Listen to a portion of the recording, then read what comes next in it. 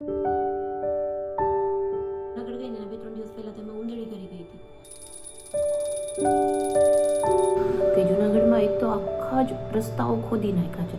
જ્યાં જોઈએ ત્યાં રસ્તાઓ ખોદી નાખે. એટલા ગામમાં ગમે ત્યાં, એવું નહીં કે આ અમુક એરિયામાં, આખા ગામમાં.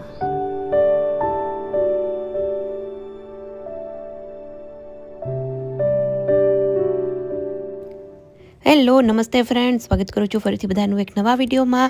તો જો નવા વર્ષ ચાલુ થઈ ગયું છે અને નવા વર્ષની સાથે સાથે ઠંડી પણ ખૂબ જ પડવા માંડી છે. અમારે તો અહીંયા જ્યારથી વરસાદ પડ્યો છે ને 31 ડિસેમ્બરના સવારે, એ પછીથી તો બહુ જ ઠંડી લાગે છે. અને સવારમાં તો બાલ્કનીનો જે દરવાજો ખોલ્યા પછી જે ઠંડો પવન આવે છે, એક તો એકદમ ચિલ્ડ, આમ એકદમ કહેવાય ને કે જાણે આપણે હિમાલયમાં બેઠા હોય ને એવો ઠંડો પવન લાગે છે.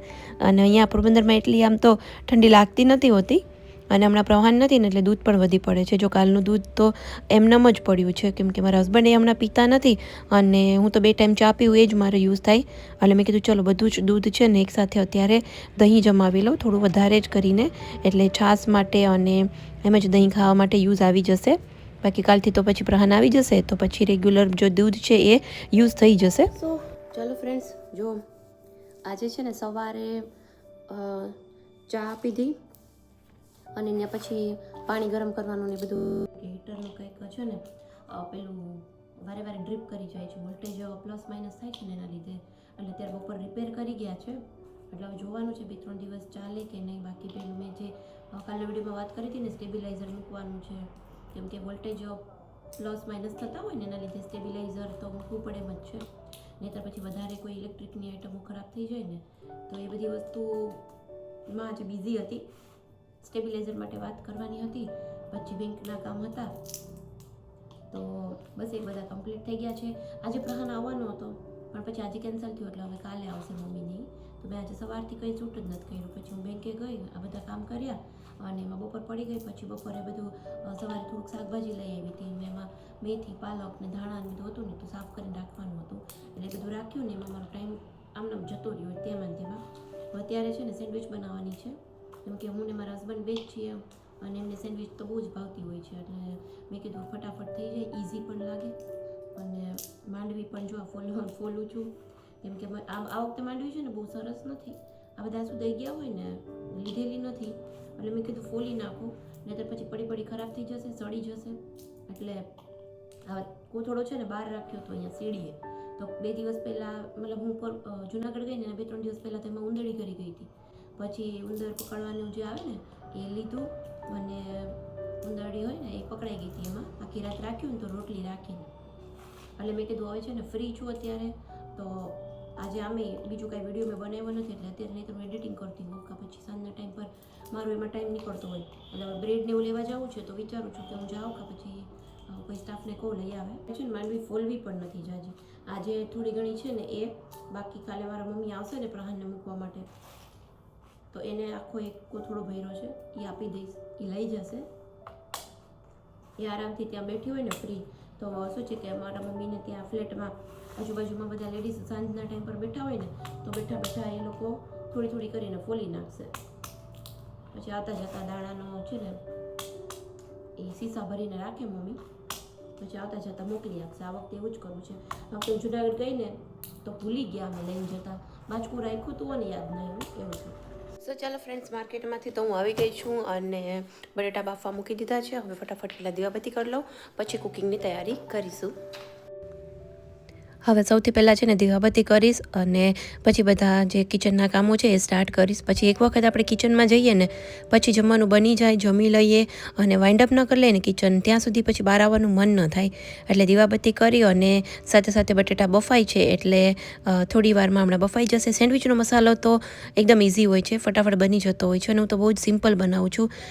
ગરમ મસાલો કે કોઈ જ વસ્તુ નથી, એકદમ બેઝિક સિમ્પલ મસાલો બનાવતી હોઉં છું. એટલે હમણાં થોડી વારમાં એ પ્રિપેર કરી લઈશ. અને સેન્ડવિચ તો ગરમ જ ખાવાની હોય છે, એટલે ટાઈમ હતો હજી મારી પાસે, તો મેં કીધું ચાલો પાછી થોડી ઘણી માંડવી છે એ ફોલી અને રાખી દઉં. બાકી પછી બધું અહીંયાથી પેક કરી દઉં, કેમ કે હવે કાલે મમ્મી આવશે ને એની સાથે એક મોટું બાજકું જ મોકલાવી દઈશ.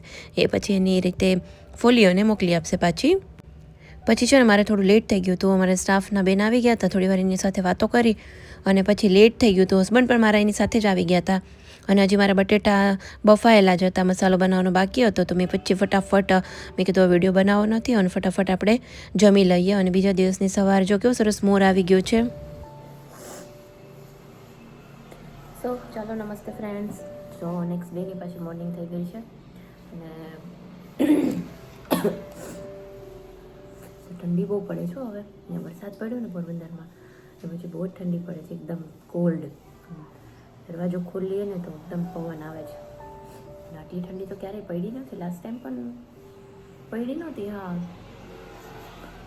અને જે છે શરદી ને ગળું પકડાઈ જાય ને બધું થઈ જાય, કોમન વસ્તુ ગરમ પાણી પીવું પડે છે, નહીંતર તો આમ પાણી પીવાનું મન જ નથી થતું. એવું ગરમ પાણી પીએ ને તો થોડી મજા આવે છે, આમ થ્રોટમાં આમ સારું લાગે. તો ચાલો જો એડિટિંગ કરતી હતી અને મેં કીધું ચા પી લઉં. હસબન્ડને નાસ્તો આપી દીધો છે, મને નથી ખાવું અત્યારમાં કંઈ. બાકી છે ને મમ્મી આજે આવે છે મારી, મમ્મી અને પ્રહાન બંને. કેમ કે પ્રહાનને હવે આજે સેટરડે તો થઈ ગયો અને કાલે સન્ડે છે, તો પછી તો સ્કૂલ ચાલુ થઈ જશે, એટલે મેં આવી જા હવે. હજી એને આવવું નહોતું, એને તો મજા આવતી હતી ત્યાં રોકાવાની. કેમ કે કાલે કંઈક મેજિક મેલામાં ગયા હતા ને, તો કંઈક મેજિકનો ગેમ લીધી છે, તો એ રમતો હતો અને એને મજા આવતી હતી ત્યાં. હવે બસ જો આજે આવી જશે એટલે ફરી પાછું એક રૂટીનમાં આવી જશો. ચાલો ફ્રેન્ડ, તો મળીએ. જો પાછળ અવાજ આવે છે ટ્રેક્ટરનો, રોડ વાળવાવાળા લોકો આવે ને એ આવ્યા છે, એટલે જો હું તમને બતાવું એક વસ્તુ. જો અહીંયા છે ને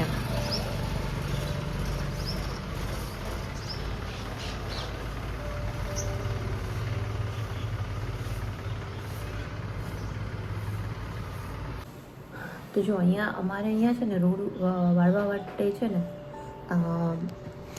લગભગ તો એકાત્રા રોડ વાળવા માટે આવે છે આ લોકો, જે આવે ને ટ્રેક્ટર લઈને. અને ક્યારેક ક્યારેક ફેસ્ટિવલનો ટાઈમ હોય ને તો મતલબ એવરી ડે આવતા હોય. અત્યારે અલ્ટરનેટ ડે આવે છે મેઇન રોડ વાળવા માટે. તો એના લીધે છે ને કચરો નથી થતો. કે ગામમાં પણ આમ આપણે જોઈએ ને તો અમારો મેઇન જે રોડ છે એ પણ આમ ક્લીન હોય છે, કે પેપર્સનો કચરો ને એવું કંઈ નથી હોતું, ચોખ્ખું હોય છે કમ્પેરેટિવલી મેઇન રોડ્સની. અંદર ગલીની સોસાયટીમાં ને એમ મને બહુ આઈડિયા નથી, કેમ કે હું તો પોરબંદરમાં ક્યારેય અંદર ગલી કૂચીમાં તો ક્યાંય ગઈ જ નથી. કેમ કે પહેલાં અમે લોકો ચોપાટી પાસે રહેતા તો ત્યાં પણ એટલી સાફ સફાઈ હોતી, અને પછી અહીંયા આવ્યા છે તો અહીંયા પણ આમ ક્લીન હોય છે. તો આ વખતે હું જુનાગઢ ગઈ ને તો આ વખતે મેં માર્ક કર્યું કે જુનાગઢમાં એક તો આખા જ રસ્તાઓ ખોદી નાખ્યા છે. જ્યાં જોયું ત્યાં રસ્તાઓ ખોદી નાખે. એટલા ગામમાં ગમે ત્યાં, એવું નહીં કે આ અમુક એરિયામાં, આખા ગામમાં ગમે ત્યાં એટલા રસ્તાઓ ખોદી નાખ્યા છે ને એના લીધે ધૂળ કાચા રસ્તા થઈ ગયા. અને વાળવા માટે તો જાણે કોઈ આવતું જ નહીં હોય, કે ગમે ત્યાં પેપરનો ને પ્લાસ્ટિકનો ને જબલા ને થેલા ને એટલો કચરો હતો આ વખતે. આમ છે ને મને આમ એવું જ લાગતું હતું કે મને છે ને આમ સૂકું લાગતું હતું, કે ધૂળ ને કચરો ને બધી વસ્તુ. તો મેં મારા ભાભીને કીધું, મેં કીધું આ મને જ આમ ડ્રાય લાગે છે કે રિયલી એવું છે એમ? તો કે ના એ કે એવું જ છે, કે હમણાં ઘણા સમયથી છે ને આ બધું કામ ચાલે છે ને તો કોઈ જ કેર નથી લેતું, કંઈ વાળવા ચડવાની કંઈ જ નહીં. અને ઝાડવા અને બધું જોવો ને તો આખા ધૂળ ભરાઈ ગયા છે. ખોદીને બધું છે ને આખું જુનાગઢ કહેવાય ને કે આમ ફેલ કરી નાખ્યું છે. કંઈક સારા રસ્તા બને પ્રોપર તો સારી વાત છે. બાકી તો આમ જવાનું કંઈ છે ને મન જ નહોતું થતું આ વખતે. એટલે અમે ઘરમાં જતા, કંઈ જતા જ નહોતા, માર્કેટમાં કંઈ ક્યાંય જ નહીં. એમ પાછું અહીં પોરબંદરના રસ્તા ને બધું સારું છે. અહીંયા આમ જવું હોય માર્કેટમાં તો કંટાળો ના આવે, માર્કેટમાં રોડ એકદમ સરસ છે. સો એવું છે બધું. સો ચાલો ચા પી લઈએ અને પછી કુકિંગની તૈયારી કરવી પડશે. મમ્મીને લોકોને વહેલું હોય થોડું જમવાનું, એટલે બસ જો મેં પાછળ ભાત મૂકી દીધા છે અને દાળ પલાળીને રાખી છે. આજે અડદની દાળે બનાવવાની છે, દાળ ભાતે બનાવવાના છે, એટલે બંને વસ્તુ પલાળી દીધી છે ને ભાત બનાવવા માટે મૂકી દીધા છે. ચલો તો ચાલો ફ્રેન્ડ, જો પ્રહાન આવી ગયો છે પાછો ઘરે, અને આવીને સીધી છે ને સેન્ડવિચ ખાઈ છે.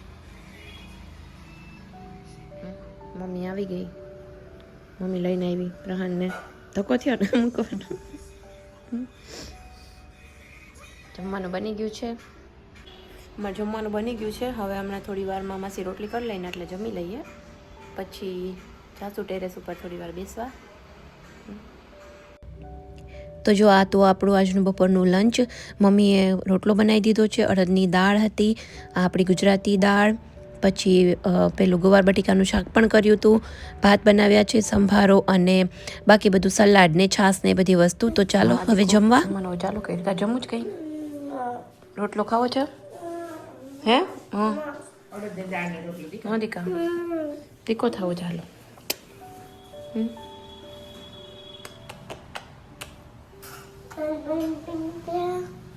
તારા રૂમમાં ટેબલ ઉપર જા.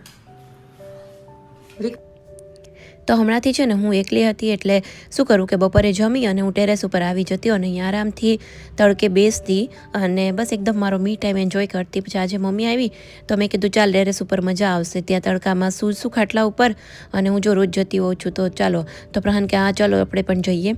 એટલે જમી અને થોડી વાર અમે ઉપર આવી ગયા, અહીંયા થોડી વાર વાતો કરી અને મસ્ત મજાનો તડકો શેક્યો. મારા મમ્મીને પણ આ ટાઈપનું છે ને વાતાવરણ ગમતું હોય ને ફ્લેટમાં રહેતા હોય એટલે પોસિબલ ન થાય આવી રીતે ખાટલા ઉપર સૂવાનું ને બધી વસ્તુ. તો એને તડકો લાગતો હતો એટલે થોડીક એની ડાયરેક્શન ચેન્જ કરી. બાકી બધી ઝાડવાની વાતો કરતા હતા કે આ તુલસી કેવી રીતે ઉગી ગયા, કેમ કે મારે 1-2 જે છોડ છે ને એમાં એની મેળે મેળે જ તુલસીજી છે ને ઉગી ગયા છે.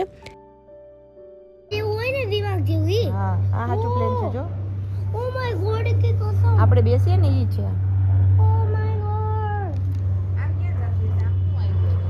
મુંબઈ કા દિલ્હી જાય છે તે દરિયાકાંઠે. તો આમ ફરીને જાય ને એને થોડું કઈ આપણો રૂટ આમ કઈ રોડના રસ્તે ના જાય, દ્વારકા ન જ જતું ભાઈ. હવે તો જો ટેરેસ ઉપર અમે બેઠા હતા ને તો અલગ અલગ હોલા છે, કાબર છે, કબૂતર છે, ત્યાં અહીંયા પાડી ઉપર આપણે જુવારના દાણા નાખેલા છે ને એટલે ખાવા માટે આવતા હોય છે.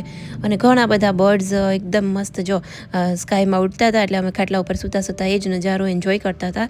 તો બસ ચાલો ફ્રેન્ડ્સ, જો આપણે આ વિડીયો છે અહીંયા જ એન્ડ કરીએ. વિડીયો ગમ્યો હોય તો વિડીયોને લાઇક કરજો, શેર કરજો, ચેનલ પર નવા હોય તો ચેનલને સબસ્ક્રાઈબ જરૂરથી કરજો. જલ્દીથી મળીશું એક નવા વિડીયો સાથે. ત્યાં સુધી બાય બાય, આવજો, ટેક કેર.